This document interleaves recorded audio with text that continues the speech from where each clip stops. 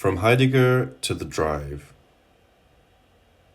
Although Heidegger's almost phobic oversensitivity to morality can be easily accounted for as an implicit admission of his own ethically repulsive behavior and lack of elementary ethical attitudes, his opponent's insistence on these same features of Heidegger as a person is also false. As if, by demonstrating Heidegger's personal lack of ethics, one can avoid the hard task of confronting the issues posed by Heidegger's thought. There is nonetheless something disturbing in Heidegger's proverbial allergy against any mention of moral considerations. In his reading of Plato in the 1931-32 seminar, he even tries to purify the Platonic to agathon from all links with moral goodness through a skillful reference to one of the everyday uses of the exclamation, good. Good means, it will be done, it is decided. It has nothing to do with the meaning of moral goodness. Ethics has ruined the grounding meaning of this word. One can thus easily imagine, at the conclusion of the Wannsee conference, Heydrich exclaiming, good, using the term in the authentic Platonic sense. It will be done, it is decided. The fact that there is a real philosophical problem here can be demonstrated by a close reading of Heidegger's seminar on Schelling's Philosophical Inquiries into the Nature of Human Freedom, in which Heidegger has to admit a dimension of radical evil which cannot be historicized, that is, reduced to the nihilism of modern technology. It is the merit of Bret to have analyzed in detail this deadlock of Heidegger's thought. In his close reading of Heidegger, Derrida tried to demonstrate how spirit, Geist, is the undeconstructed symptomal point in Heidegger's philosophical edifice. Bret has done the same thing for the notion of the will. A consensus is gradually emerging in Heidegger studies that there are not two, but rather three distinct phases of his thought.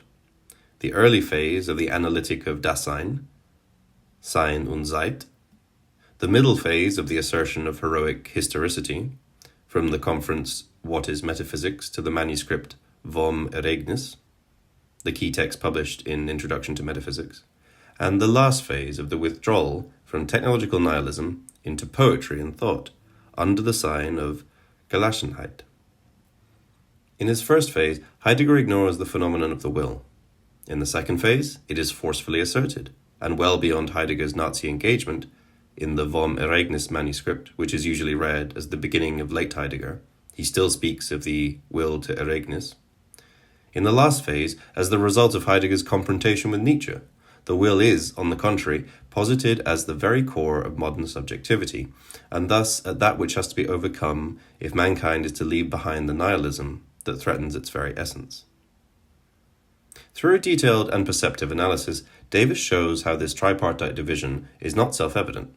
Although not explicitly thematized, the will is not only lurking in the background already in the first phase, much more crucially, it persists to the end, mysteriously popping up in unexpected ways. Where I disagree with Davis is in how to interpret this strange persistence of the will, which continues to haunt Heidegger even when its overcoming becomes the very focus of his thought. Under the clear influence of his in-depth knowledge of Japanese Zen Buddhism, Davis reads this persistence as a sign of Gelassenheit as an unfinished project.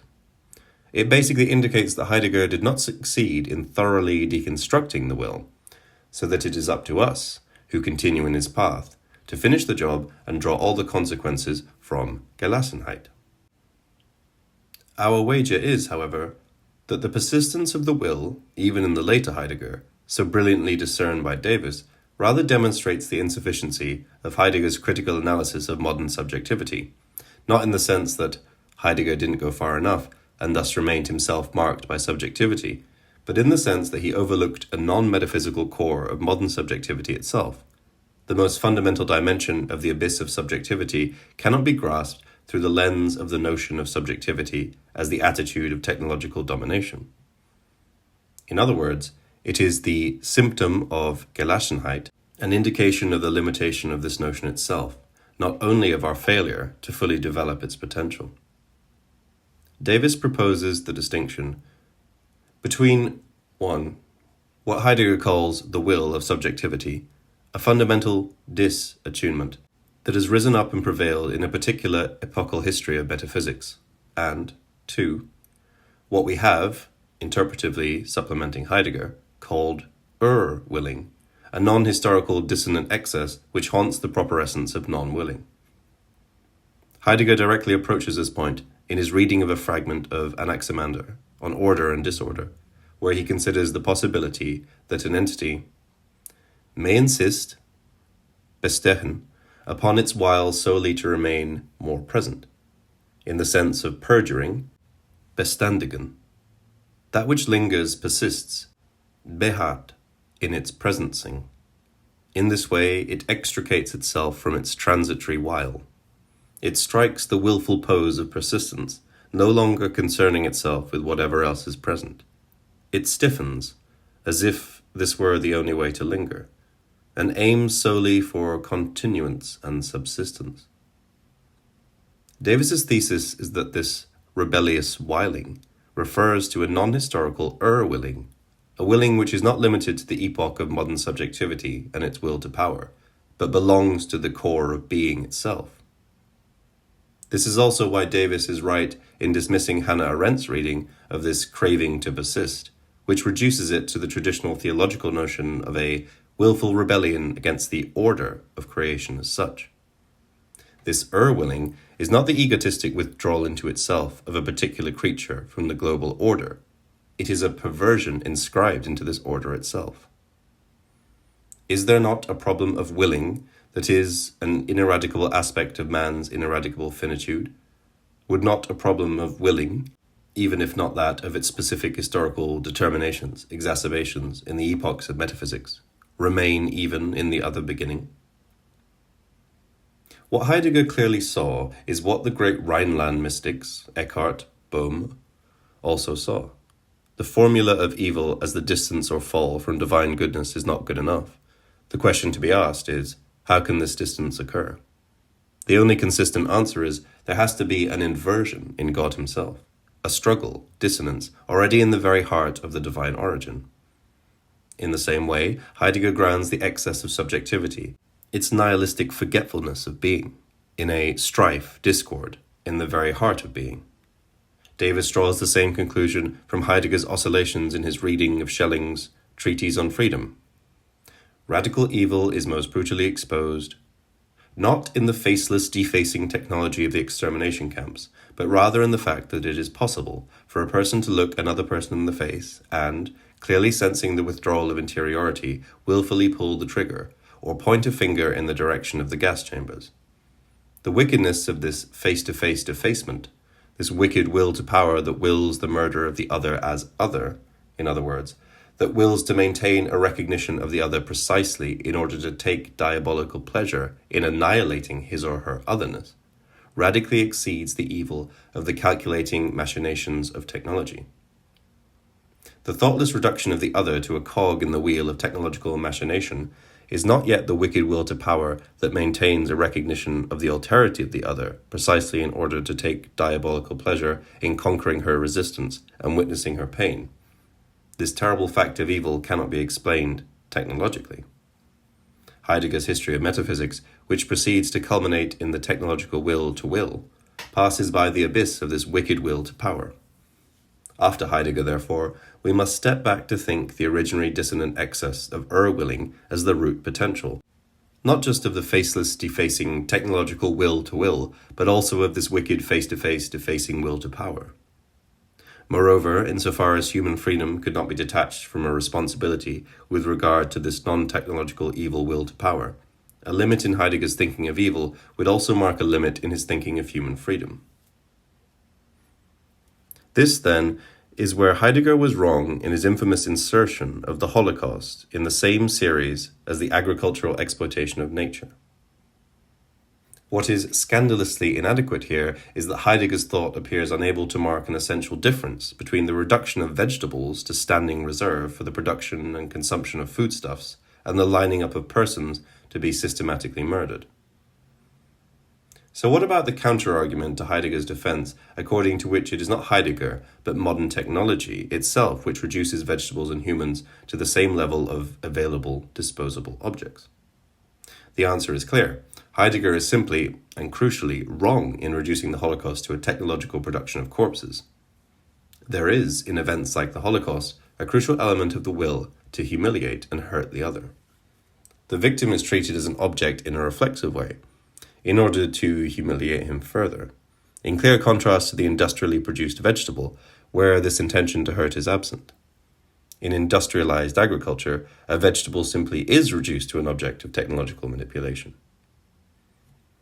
This is also why the notion of trauma has no place in his universe.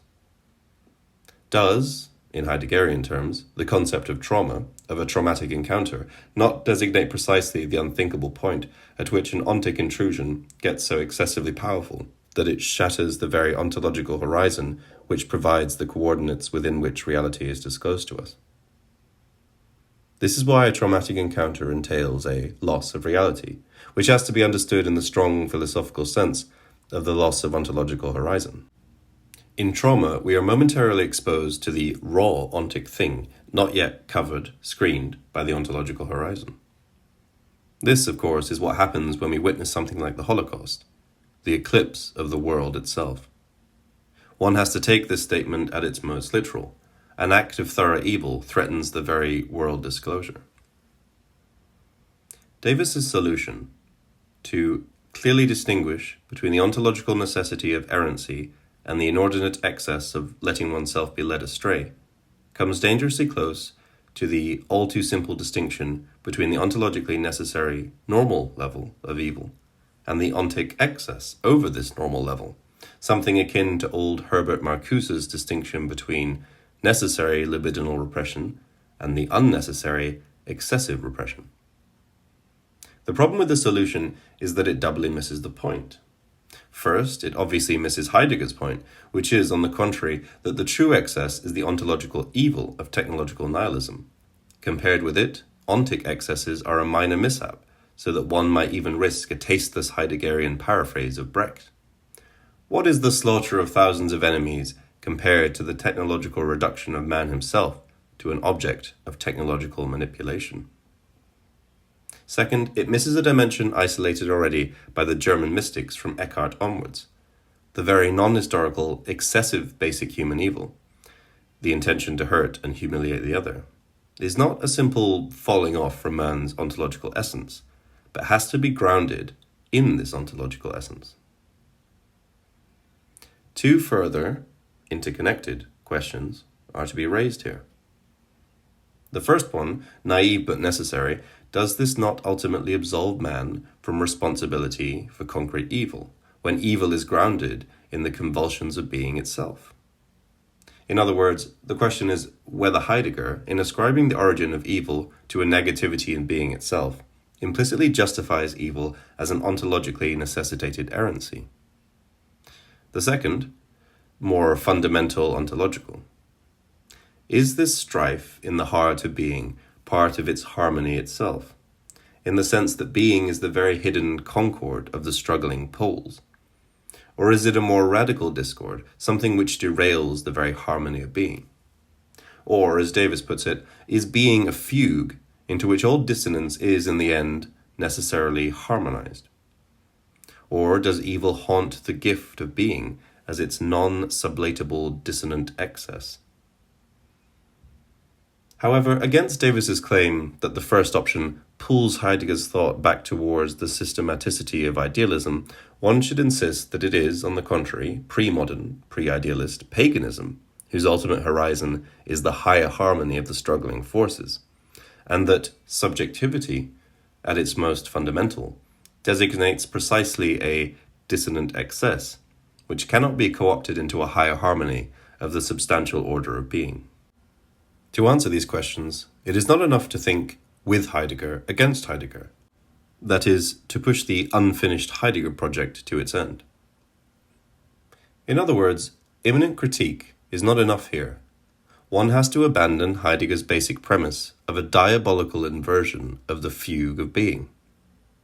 Let us go back to Heidegger's reading of Anaximander.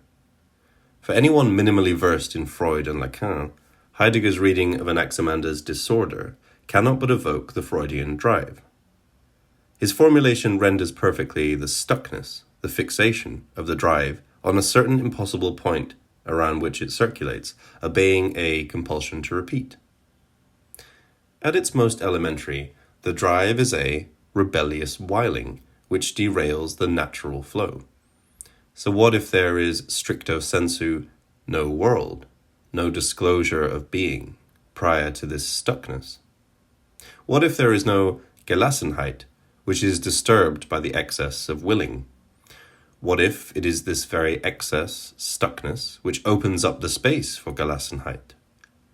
What if it is only against the background of this stuckness that a human being can experience him or herself as finite, mortal, in contrast to an animal which simply is mortal? The primordial fact is thus not the fugue of being, or the inner peace of Gelassenheit, which can then be disturbed, perverted by the rise of willing. The primordial fact is this willing itself, its disturbance of the natural fugue. To put it in yet another way, in order for a human being to be able to withdraw from immersion in the everyday world to the inner peace of Gelassenheit, this immersion has first to be broken by the excessive stuckness of the drive. Two further consequences should be drawn from this. Firstly, that human finitude strictly equals infinity. The obscene immortality, infinity of the drive, which insists beyond life and death. Second, the name of this diabolical excess of willing, which perverts the order of being, is the subject. The subject thus cannot be reduced to an epoch of being, to modern subjectivity bent on technological domination. There is, underlying it, a non-historical subject.